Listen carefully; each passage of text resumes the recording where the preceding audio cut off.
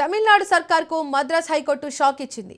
మదురైలోని తిరుపరంకుండ్రం కొండపై కార్తీక దీపం వెలిగించడంపై నెలకొన్న వివాదానికి తెరపడింది. ఈ కొండపై ఉన్న దర్గా సమీపంలోని రాతి స్తంభం వద్ద కార్తీక దీపాన్ని వెలిగించేందుకు అనుమతిస్తూ మద్రాస్ హైకోర్టు సంచలన తీర్పు వెలువరించింది. గతంలో సింగిల్ జడ్జి ఇచ్చిన ఉత్తర్వులను సమర్థిస్తూ జస్టిస్ జయచంద్రన్, జస్టిస్ కె రామకృష్ణన్లతో కూడిన డివిజన్ బెంచ్ ఈ కీలక ఆదేశాలు జారీ చేసింది. తమిళనాడు డీఎంకే ప్రభుత్వం వక్ఫ్ బోర్డు దర్గా కమిటీ గతంలో దాఖలు చేసిన అప్పీళ్లను కోర్టు తోసిపుచ్చింది. కార్తీక దీపం వెలిగించేందుకు చట్టపరమైన అడ్డంకులు ఏమీ లేవని స్పష్టం చేసింది.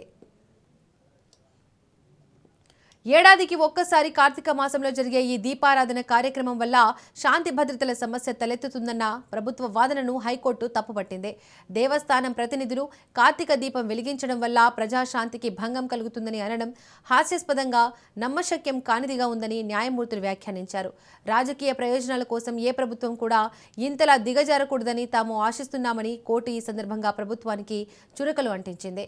ఆ రాతి స్తంభం మీద దీపం వెలిగించడాన్ని నిషేధిస్తూ ఎటువంటి ఆగమ శాస్త్రాలు లేదా బలమైన సాక్ష్యాధారాలు లేవని ధర్మాసనం స్పష్టం చేసింది.